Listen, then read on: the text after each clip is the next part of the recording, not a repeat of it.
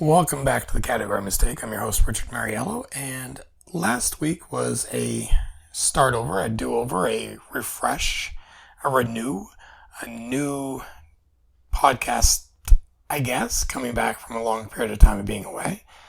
We talked about what makes you happy and discussed, in my world, how what makes me happy was a little weird. What do I do to make me happy? And how it's a little more complicated than it should be. At least it should be for me.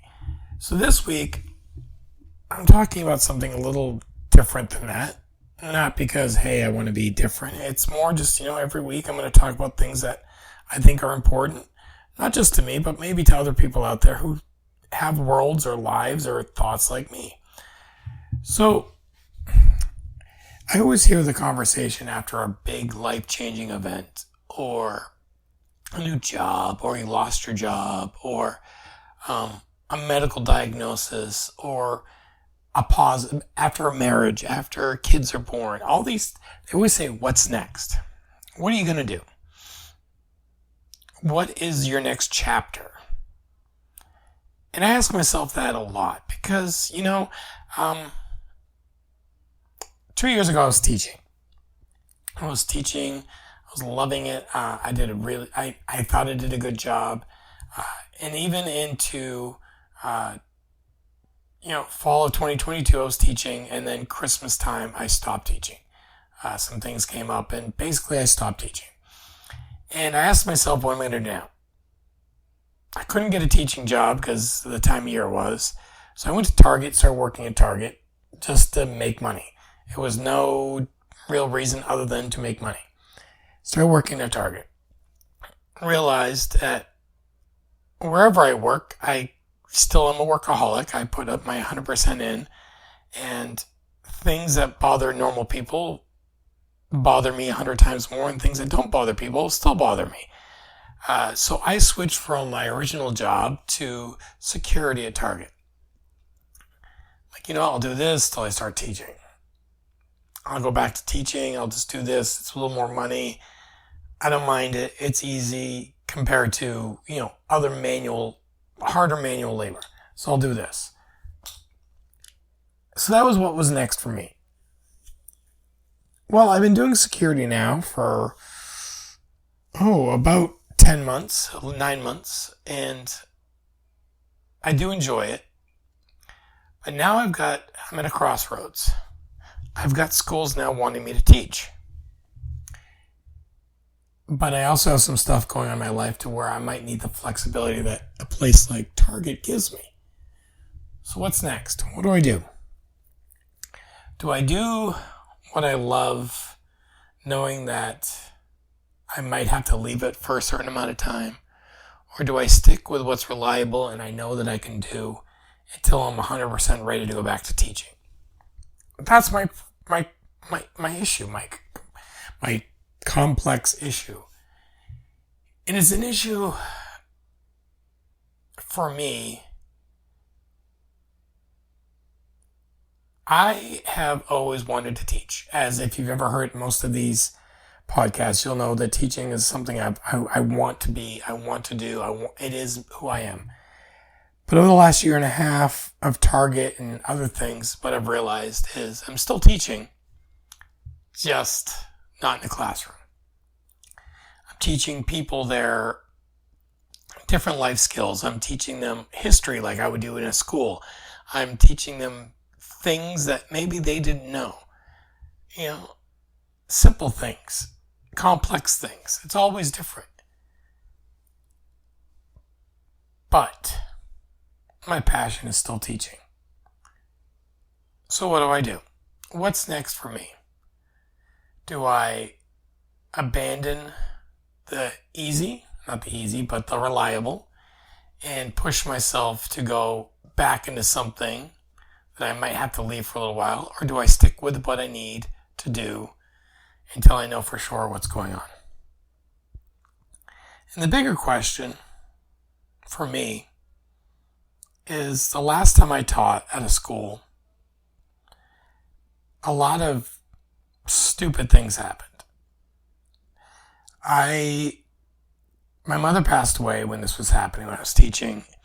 And instead of taking time away to deal with it, instead of taking time off to come to grips with everything that I was dealing with, I just kept teaching. And I was not my best. And because of that, I couldn't teach. I had to leave the teaching job I was in. I had to leave because the teacher I know I am, the teacher I've always been, I was not that teacher. I was a hot mess. And my students suffered for it. I suffered for it. My family suffered for it. A lot of things happened. And instead of me dealing with it correctly, I didn't. Leave it at that. And then I applied for some teaching jobs, and they all said, in the fall. Kept applying. And something from almost 30 years ago now came back, and I was put on a list and I couldn't teach. Nothing horrible. Me and my sister got into a fight, and back then the way they did things were different than now. Now it would even be a blip on a radar, but back then it was, I was having a domestic incident with my sister. And I paid the fine, got over it, forgot all about it. Well, it's not forgotten about in the state of Maine. So I applied for a pardon. Pretty sure I got it because now all of a sudden schools want me to teach again. But I'm scared to teach again. It's that what's next? What if? What do I do? That what's next in your life, at least for me, is scary. Maybe not for you, but for me, it's scary. It's scary to think, what if I take a left, take a right? What changes in my life? What is the downfall of doing one or the other? Now, I've had these all my life. I changed schools from public to private school in high school on my own, whatever. But I knew in my heart of hearts what's next would happen if I stayed in the public school. I knew what the what if was if I stayed in the public school. And so I changed. When I got married, it was scary. Again, I knew my wife was it. She was the one. If anyone was the one, she was the one. So there was no question. I was scared, but it wasn't like I was scared so bad that I couldn't do it. There wasn't any of those jitters on wedding days that you see sometimes on movies and television. When my daughter was born, when my kids were born, when my all these fears I've had have always been pretty easy because it was simple. When I joined the Army, that was a big what if. When I deployed to Afghanistan, big what if. That deployment was exhaustingly tiring for my mental capacity. And my wife told me over and over again, we'll be okay, do what you need to do. That was a big scare for me. And after my deployment, when I got home, I realized, okay, we're good. She's okay. I'm okay. Everyone's okay. And I went through my time. I've done a lot of stupid things. I've done some good things. I've been there, done that, been on trips, been here, been there. Went to school, got my teaching degree. I started teaching. Had to do a what if. The school I was at, I decided to take a year off to go back to school.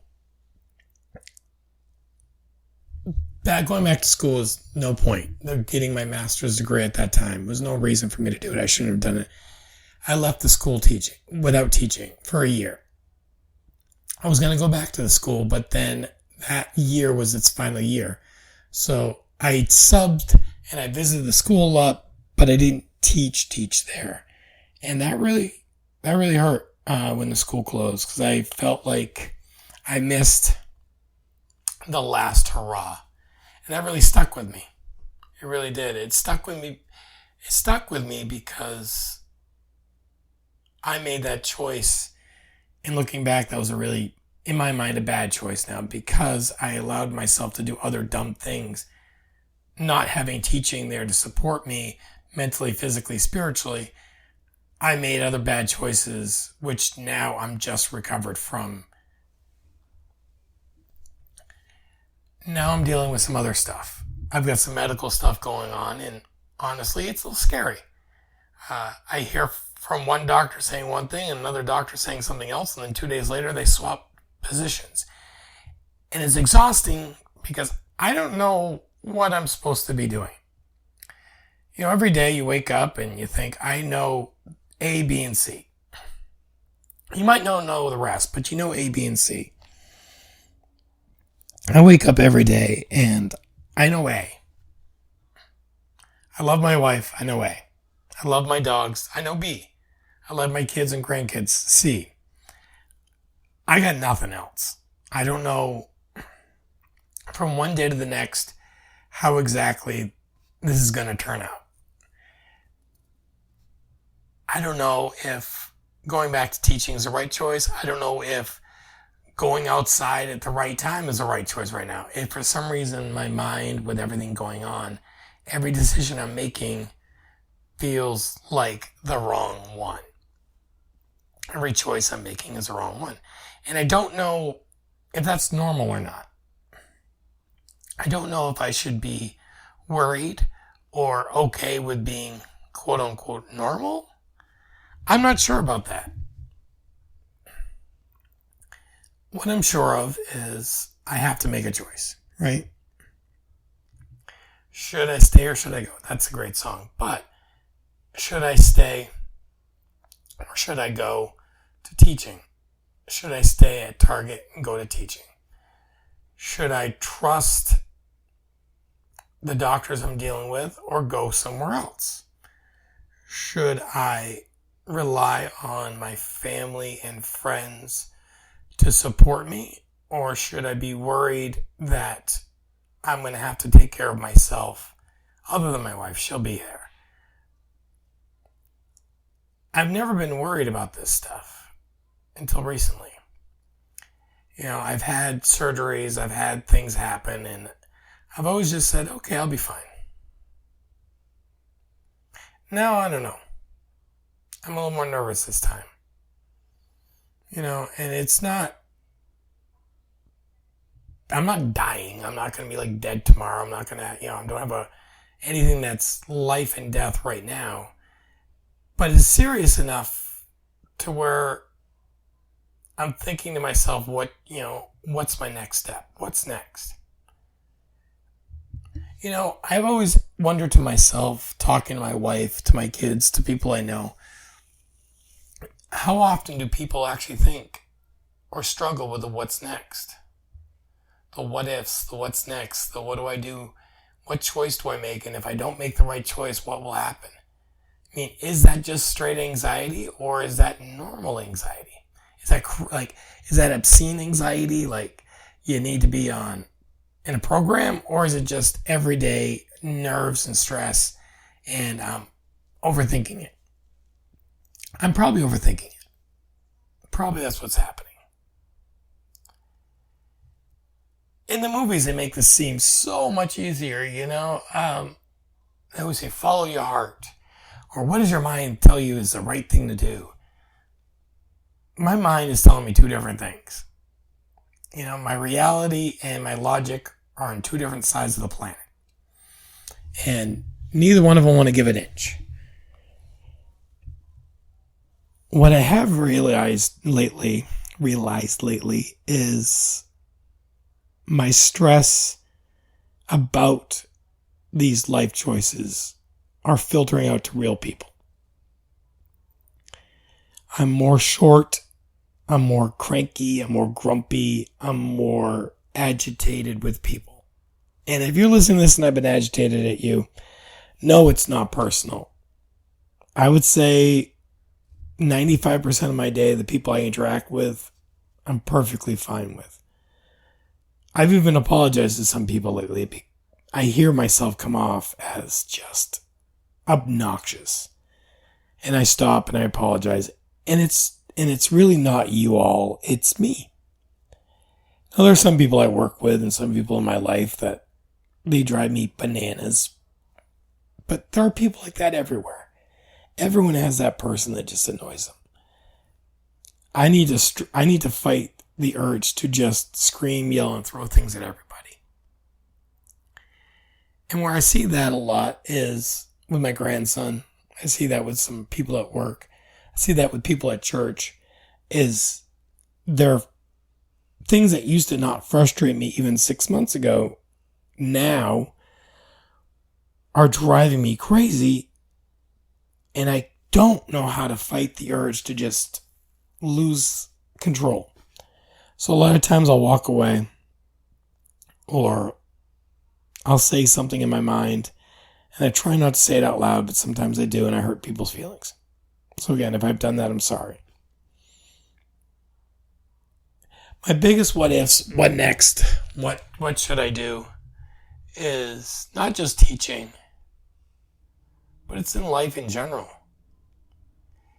I keep having things stand in my way to what I want to do. Every time I feel like I'm there, I'm where I'm supposed to be, all of a sudden, the world collapses around me. I was teaching at a school I liked. It was a big public school. And as soon as I start teaching, my mother dies. And then I lose control and lose it. Before that, I was teaching in another school. And I got scared, got nervous, left to teach, said I'll be back, and then the school closes. Even getting my degree was difficult. I had a few surgeries, so I kept missing class. And missing class made it, as a teacher, you have to be so many hours in class, and that was a struggle.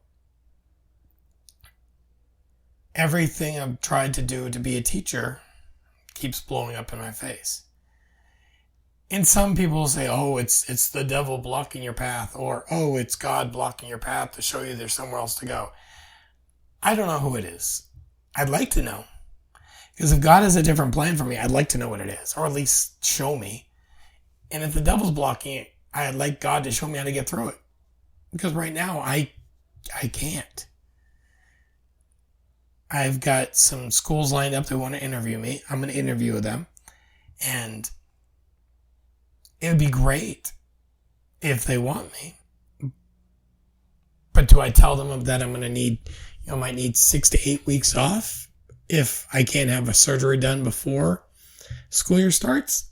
Do I tell them anything? Do I go in there guns blazing, or do I go in there very enthusiastic, or do I go in there mellow, chill, and listen to what they have to say and do the opposite of what I've always done? When I teach, it's hard for me to stay contained. I'm very animated, very motivated to do what I do. Whenever I talk about history, whenever I'm teaching, even at Target or anywhere else in the world, at church, Target, on the street, at somebody's house, I get louder, I get animated, I get excited. It's like Christmas morning for me. That's my passion.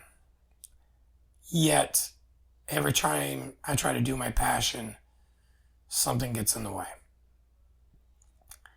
I was told so many years ago, like almost 30 now, actually over 30 now, 33 years ago, that I'd be a teacher. They didn't say it at school, they said I'd be a teacher and I'd have teenagers in my life that I'd be helping. I always took that as I'd be a teacher in a school with teenagers. Common sense. But over the years, in the Army, I worked with a lot of teenagers who I taught. Target, I've taught teenagers. When I was a manager at McDonald's, I worked with teenagers. I was a foster parent to teenagers. My whole life has been teenagers. I've always been there to support them, to be sarcastic with them, to make fun of them, to work through things with them, to let them hate me for one day and love me the next day. I've been there. And a lot of them are still in my life. And it's great. Is that what that was meant when they talked to me about that so many years ago? Was it really God saying, hey, you are going to work with teenagers, but not in the way you think? Is that God saying, it's not about the classroom, it's about the real world? Because I can say a lot of things in the classroom, but I can't say everything. I can't teach open-ended in a classroom. There's always an agenda no matter where you teach and what you teach. You can never just be 100% truthful and open and honest when you're teaching things for schools. They have, no matter if it's a private school or public school, they always have somebody who can be offended by it. The problem with offending everybody is you could say the sky is blue and one person's going to be all upset saying, no, it's turquoise. And then if you say it's turquoise, someone's going to say, no, it's blue. And then someone else is going to say, I'm colorblind, so I can't tell you what color it is, and that offends me.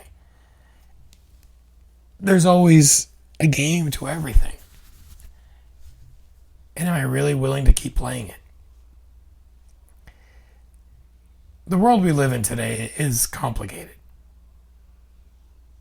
It's complicated because we live in a society that we now no longer support one another as human beings the way that we're supposed to.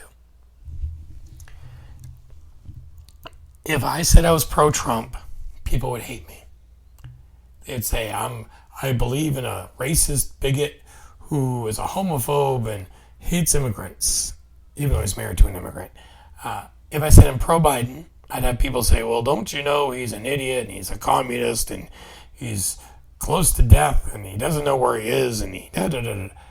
No matter what side, we always have an opinion. And it's not, I remember growing up, and you could vote for Reagan, you could vote for Bush, you could vote for Clinton, you could vote for Dukakis, which nobody did. You never went into a world where you were afraid to voice your opinion for the ramifications that might happen. You can't have a political or a world view talk anymore without offending someone. If you talk about Israel and Hamas and Palestine, whole political issue. People are closing down businesses because of it. If you want to talk about global warming or, climate change, depending on what side you're on there, gun control, freedom of speech, everything you could think of, there's an opinion. Abortion, everything, there's an opinion. And I try to be as neutral as I can when I'm talking to people, mostly out in the real world, for the fact of I don't know where they're coming from, and if I want to grow that relationship, I have to do it in a way where I can't come across super aggressive right away. I tried to do a podcast about things that are going on in the world. And what if Trump wins? What if Biden wins? What if this person does this? Or what if this? Or what if this?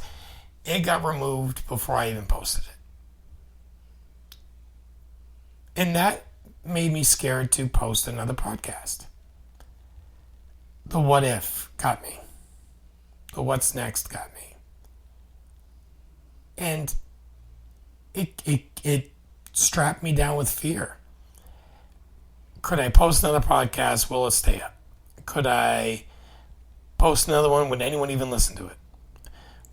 If I post another podcast, will I get hate from somebody who hears it, and because I say who I am, and there's 3 of us in the world, and I tell people where I work, and I put my picture on a lot of things, and there's videos of me out there, are people going to come up to me and just yell at me? I'm not Joe Rogan. Never meant to be. Not that person. I don't have the clout, the money, the style, the special guests, any of that. The time and chair. I mean, this guy's been doing it forever. Even though, he was on a TV show with Phil Hartman, and after that he was in, Beaded Boxing and Fear Factor and lots of other things. But he's been doing this a long time. It's not like this is his first rodeo. But the what's next after my last podcast, before, 3 podcasts ago, got banned. I stopped. I curled up in a ball and I basically said, I'm taking my podcast and I'm going home. And I didn't post anything due to fear. That's why maybe why I'm putting this out today is I don't want to give up on teaching. I don't. I think that's where I'm supposed to be. But has anyone else ever had that issue where they want to do what they feel like they're meant to do, and everything keeps blocking them? What did you do to get around the block? What did you do to stop the block? What did you do? Did you realize it was a good block later on? Or was it really not a good block? Was it something that maybe you needed at the time? And maybe that's what it is for me. Maybe I needed a break from teaching to appreciate what I had. Maybe I needed a break. Maybe I needed to slow down and just try to understand what I have in this world, the good, the bad, and the ugly. Let me know your thoughts. Usually, when after someone talks like this, you say, that's my TED Talk. Thank you for coming to my TED Talk. I'm not important enough yet to be on a TED Talk either, but maybe someday. Let me know what you think, guys. Next week, I'll be back. Probably with a light-hearted topic compared to the last, 2 weeks. Maybe go back to some happiness and joy. Have a good week. Take care of yourself. And don't let the what next and what if scare you out of doing something that you really want to do. Have a great day, y'all.